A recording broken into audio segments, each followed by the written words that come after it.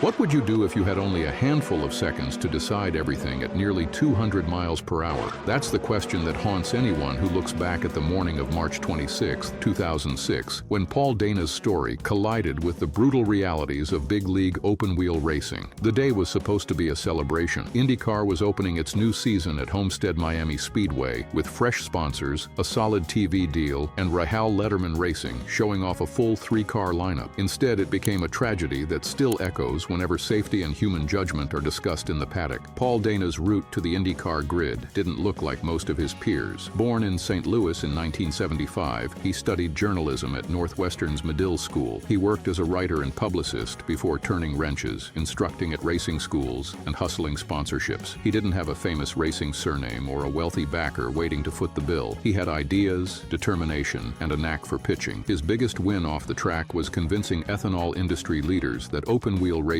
could showcase their fuel as both innovative and fast. That partnership didn't just fund a car, it helped shape the sport's future fuel policy. On track, he earned a reputation as hardworking and cerebral, climbing through Formula Ford and the Infiniti Pro Series, where he scored a win and finished runner-up in the 2004 championship. In 2005, he reached the IndyCar Series with Hemmelgarn Racing, but fractured his spine during Indianapolis 500 practice. Doctors fixed his back, but the season was over. By 2006, he had healed and landed a coveted ride with Rahal Letterman Racing, joining established winner Buddy Rice and media magnate Danica Patrick. Race day at Homestead started as countless others do, low-key but vital. The Sunday morning warm-up is a chance to fine-tune a car and scrub tires. Ed Carpenter, driving for Vision Racing, was circulating when disaster began. Exiting turn 2, Carpenter's car suffered a tire failure and smashed the outside wall before sliding helplessly down toward the apron. Yellow caution lights came on, flags waved, and spotters began shouting warnings to their drivers. Most slowed quickly, some nearly coasting. Paul Dana's car, though, stayed at speed a few seconds longer. Radio chatter later revealed that his spotter had advised him to go low to avoid the wreck. That advice, routine in many situations, was about to be disastrous. As Dana's Dallara rocketed down the banking, debris from Carpenter's wreck littered the lower line. Reports and replays show Dana's car striking a large piece just before reaching Carpenter's machine. That impact may have compromised his ability to brake or steer. At roughly 176 miles per hour, his car slammed squarely into Carpenter's, which was nearly stationary. The violence was shocking even in a sport accustomed to high-energy crashes. Other drivers nearby, including Scott Sharp, said they had already slowed dramatically. Sharp estimated he was down to about 50 miles per hour when Dana hit. Racing physics can be merciless. At those speeds, a difference of just a few seconds means the difference between coasting past wreckage and a lethal collision. Safety crews reached the scene almost instantly. Carpenter, though injured, survived. Dana was extracted and flown to Jackson Memorial Hospital but did not make it. He was 30 years old. In the Rahal Letterman Racing pits, shock and grief took over. Buddy Rice and Danica Patrick withdrew immediately. It was an unusual but deeply respected decision. Competing a few hours after losing a teammate felt wrong. The series, as it often does, pressed on with the scheduled Toyota Indy 300 that afternoon. For many in the paddock, it was surreal to strap in and race so soon after such a tragedy, but the logistics and tradition of motorsport often dictate this uncomfortable ritual: mourn and race, all in the same day. Statements poured out quickly. IndyCar officials promised a thorough investigation. Rahal Letterman Racing issued condolences. David Letterman himself, usually quick with humor, released a somber note expressing pride in having Dana on the team and deep sorrow for his family. In one of the most heartbreaking details to emerge later, Dana's wife Tanya learned that very morning that she was pregnant. That fact cut through the professional shock and reminded everyone that behind the helmet was a young man with a family's future ahead of him. Investigators and journalists spent weeks pulling apart the sequence. The IRL reviewed telemetry, radio logs, onboard video, and skid marks. The yellow lights had been functioning, and most drivers had responded immediately. Dana either didn't see them soon enough, or believed he still had a safe lane low, or lost control after striking debris. It was probably some mix of all three. The league said there was no mechanical failure in Dana's car and no system malfunction with the caution lights. Florida authorities said there was no basis for criminal investigation. This was a racing accident. Still, the uncomfortable questions lingered. Why hadn't Dana slowed as quickly as others? Did his unusual path to IndyCar leave him short on high-speed oval experience? Were spotter calls clear and fast enough in moments of sudden danger? The conversation split in two directions. One was technical: how to make sure every driver gets and obeys caution calls instantly. Even a delay of a few seconds can be fatal. Some drivers and analysts argued that in any crash zone, the first action must be to brake hard, not to search for a clear line. Spotters, meanwhile, were reminded that go low can be lethal if debris fields lurk unseen. The other discussion was about experience and licensing. Dana had fought hard to climb the ladder, but critics wondered whether sponsorship power could sometimes hurry a driver into speeds they hadn't fully mastered. His supporters countered that he'd paid his dues in junior series and taken his craft seriously. Both things may be true. He was dedicated and talented and still relatively green on 200-mile-per-hour ovals. There wasn't a single Paul Dana rule that appeared afterward, but his crash added momentum to several safety trends. IndyCar refined its caution procedures, emphasizing immediate deceleration over evasive moves. Spotter protocols became clearer and more standardized. Race control worked to synchronize light panels and flagging, so there would be no ambiguity. Teams drilled drivers to assume debris everywhere after an accident until proven safe. It was part of a broader push that also responded to other tragedies, like the later 2011 crash that killed Dan Weldon. Each loss added layers to the safety culture: better tethers, stronger tubs, more disciplined race control, and eventually the aero screen that now protects drivers' heads. Dana's story is also tied to ethanol. His efforts to bring renewable fuel to IndyCar weren't marketing fluff. They helped set the stage for the series' move to ethanol blends in the years after his death. It's easy to reduce him to the sponsor guy, but that sells short the work it takes to pitch, test, and drive at that level. He'd rebuilt his body after a major spinal injury and persuaded one of the sport's top teams to believe in him. Many in the paddock described him as smart, approachable, and optimistic. He had turned a journalist's curiosity into a racer's courage. Those who called him unprepared might be partly right about his oval experience, but few questioned his work ethic or heart. For fans and fellow drivers, the day at Homestead remains emotionally charged. Watching teammates Rice and Patrick step out of their cars rather than race was powerful. It was a rare moment when a team put humanity ahead of competition without hesitation. Seeing the field line up that afternoon felt wrong to some and necessary to others. Racing's culture of "the show must go on" is complicated. For many, Dana's death made the conversation about whether and how soon to continue after a fatality louder and more honest. Paul Dana's life was more than one crash. He was a writer who became a racer, a believer in new fuel technology, a man who worked around the closed doors of a sport and finally walked through one. He died chasing a dream that had cost him pain before and promised him redemption. On a Florida morning meant for speed, that dream ended violently and too soon. What survives is the lesson his death forced into the spotlight. Seconds matter, clarity matters, and safety can never stop evolving. The next time a yellow light flickers on an IndyCar oval and you see an entire field slow as if one, that's part of his story. It's not enough to erase the loss, but it's the kind of change racing builds, one hard lesson at a time. If you've stayed with me through Paul Dana's story, the promise, the heartbreak, and the lessons that still shape IndyCar, thank you for taking the ride. If this kind of deep dive into racing history and safety matters to you, hit that like and don't forget to subscribe. See you in the next video, and as always, stay fast, stay safe.